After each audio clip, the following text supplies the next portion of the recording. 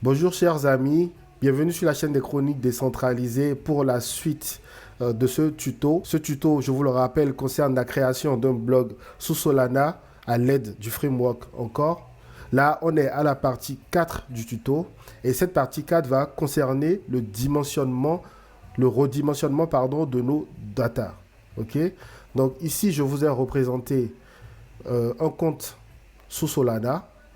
Ok, j'ai divisé ce compte par byte. Donc chaque carré que vous voyez ici correspond à un byte.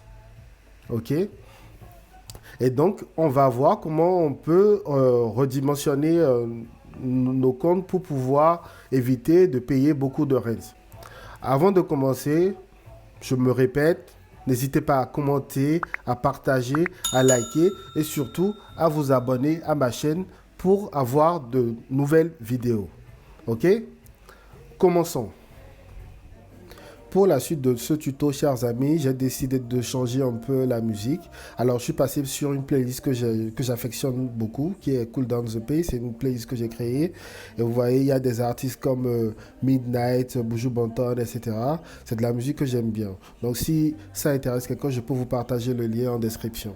Mais ce n'est pas le sujet de cette vidéo. Le sujet, c'est de pouvoir dimensionner notre compte sous Solana, sur la blockchain Solana. Alors, ce que vous voyez ici, c'est d'abord en premier lieu le discriminant. Alors, je vous explique. Gardez-le une fois pour toutes.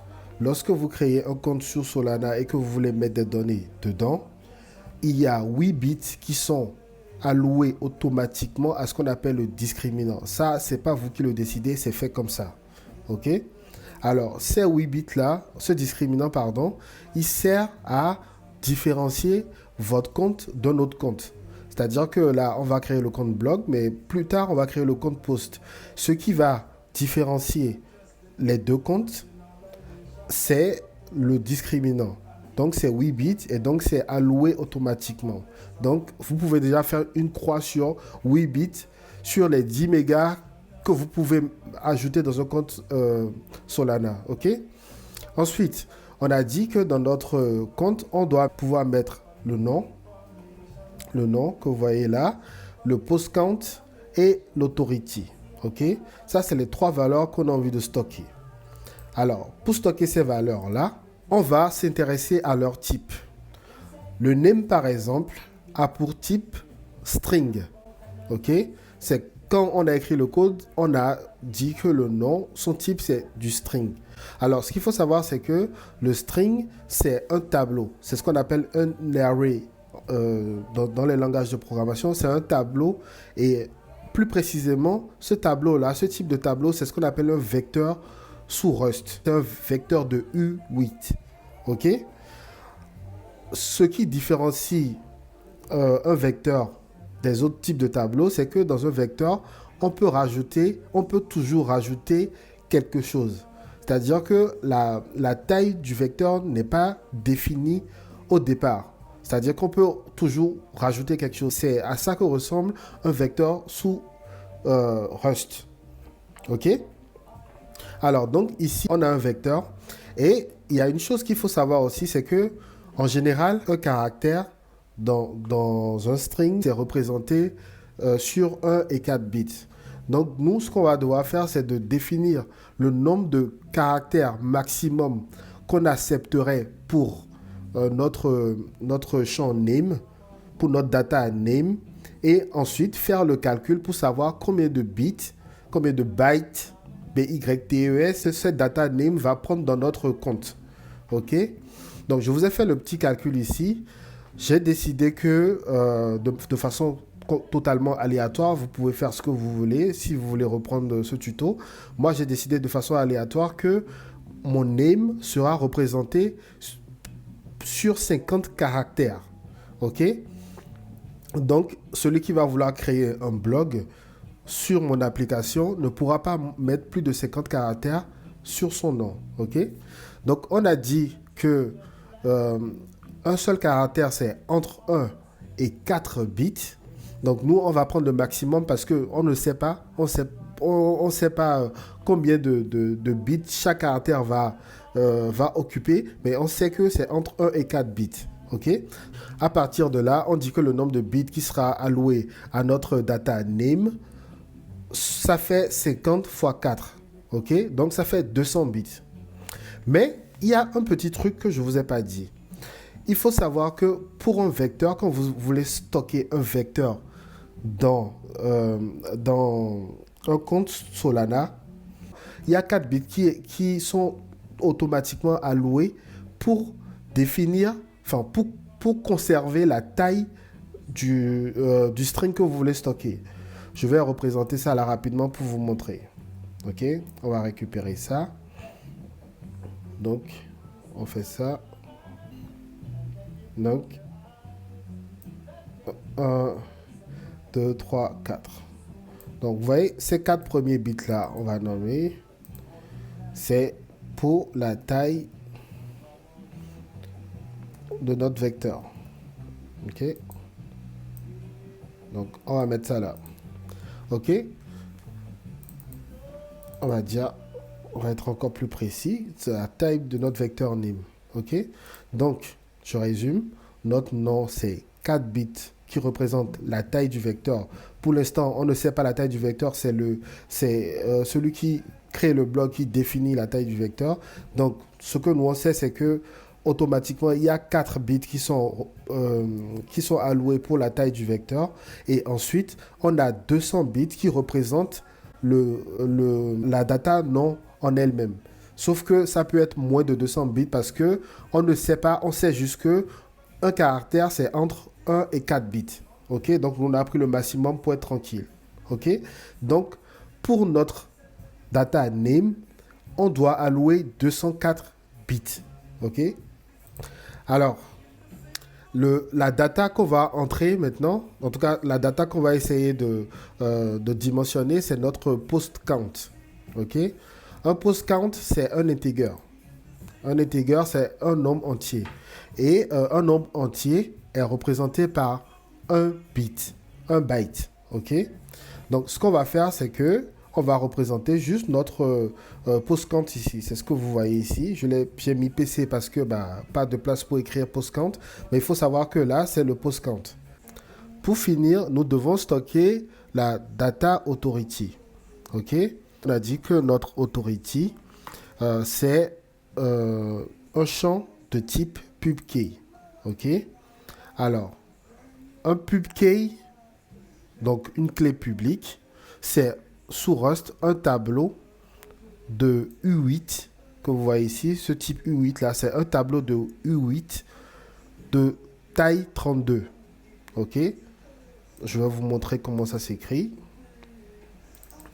Alors, je vais changer de couleur parce qu'après c'est illisible. On va mettre du noir. OK. On va appliquer. Et là, on va dire que c'est un tableau.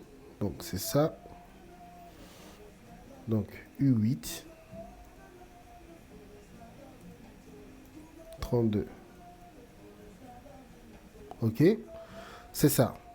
Donc, notre pubkey ressemble à ça. Donc, c'est un tableau de entier non signé, codé sur 8 bits, de taille 32. OK? J'espère que vous me suivez jusque-là. Donc, ce qu'il faut retenir, c'est que la taille, elle est fixe là. Donc, ce dont on a besoin, c'est de 32 bits. C'est ce que j'ai marqué là. OK? Donc, notre data authority sera représentée dans notre compte sur 32 bits. Donc, maintenant, ce qu'on va faire, c'est qu'on va juste bêtement additionner tout ça pour déterminer la taille qu'on doit allouer à notre compte blog. Quand quelqu'un viendra créer le compte blog, il ne faut jamais que les données qu'il utilise dépassent cette taille totale là. OK? Donc, moi, je vous ai fait le petit calcul. Donc, tout ça, ça fait 245 bytes. OK? Et nous, pour coder, on va arrondir ça à 250, voire 300. Comme ça, on est tranquille. OK?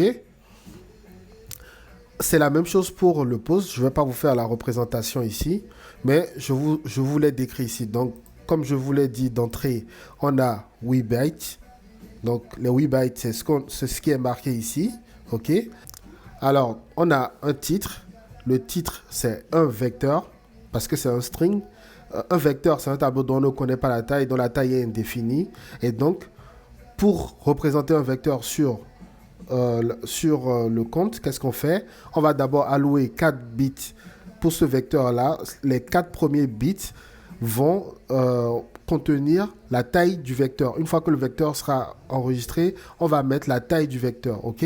On a dit que un caractère dans un string qui a une chaîne de caractères, un caractère, c'est entre 1 et 4 bits. Et nous, comme on ne veut pas de problème, on va choisir de garder 4 bits. Et on va dire que notre titre, on ne veut pas qu'il soit plus long que 100 caractères. OK? Ça, c'est nous qui l'avons défini. Vous pouvez définir ce que vous voulez, mais moi, j'ai défini que mon titre, il ne dépassera jamais 100 caractères. Donc, c'est ce que vous pouvez voir là. Donc, quand on fait le calcul, donc c'est les 4 premiers bits plus 100 fois 4. Donc, ça nous fait 404 bits. OK? Donc, on a le content ensuite. On regarde là. On a le contenu, donc qui est un string. Donc, rebelote, on fait la même chose. Et on obtient 1124 bits. Là, j'ai décidé que le contenu sera codé sur 280 bits. Par contre, voilà, ça fait quand même un test relativement court en termes de contenu d'article. Donc, à vous de voir pour augmenter. Juste, il faut savoir que si vous augmentez trop, celui qui va venir créer l'article sur votre blog, en l'occurrence vous, va devoir à chaque fois payer une certaine somme. OK? Il y a d'autres façons de contourner ça, notamment en utilisant IPFS et tout ça, mais ce n'est pas le sujet de notre tuto. On ne va pas parler de ça aujourd'hui. Ensuite, on a l'authority qu'on doit stocker. Donc, on a dit, là, comme là, c'est 32 bits, c'est 32 bits.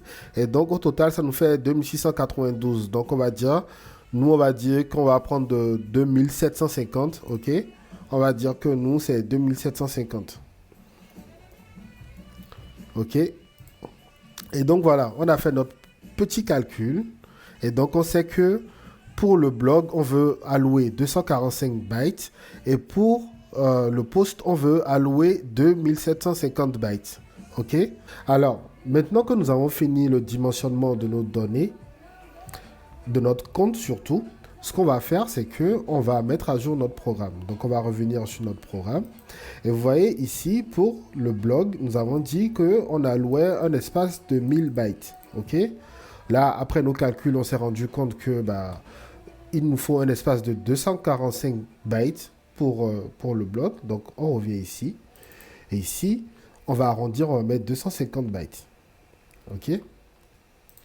Donc, ça, c'est le nouvel espace. Vous voyez, on est passé de 1000 bytes à 250 bytes.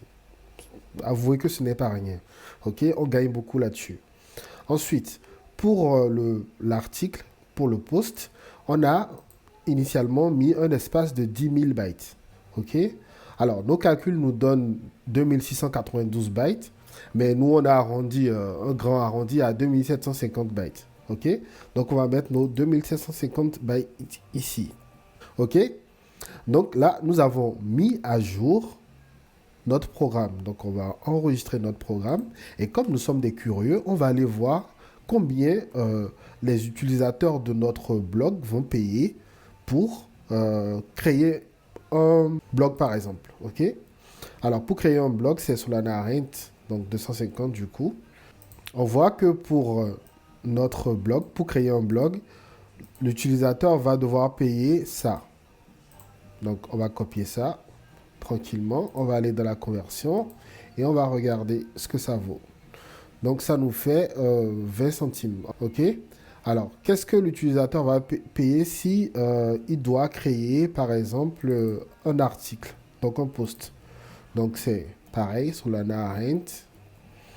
On met ça. Et du coup, pour ça, il faut payer 0,02 sol. OK? On va reporter ça là et voir ce que ça donne. On voit donc qu'en moyenne, l'utilisateur, pour créer un article, donc un post, va payer en moyenne 1,86 euros. OK? Donc voilà, on a dimensionné nos comptes. on a recalculé les espaces qu'on a alloués et on voit clairement que drastiquement, on a diminué l'espace et donc on fait gagner de l'argent à nos utilisateurs, ceux qui vont interagir avec ce contrat-là plus tard. OK? Alors, chers amis, on est arrivé à la fin de cette quatrième partie. Elle a porté exclusivement sur le dimensionnement parce que je pense que c'est vraiment quelque chose d'important. Je me rappelle quand moi, je faisais mes recherches, que j'essayais de comprendre, j'ai eu du mal à vraiment saisir comment ça marche ce truc. Et j'ai trouvé important de vous l'expliquer clairement avec des schémas. Ok?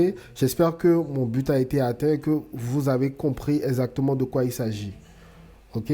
La prochaine partie, donc la cinquième et dernière partie de notre tuto, va porter sur les tests. On va faire nos tests, on va écrire nos tests pour tester notre programme et je vais vous montrer que le programme, il fonctionne. Ok? N'hésitez pas à commenter, à partager, à vous abonner et à liker. À la prochaine pour la suite de notre tuto. Merci.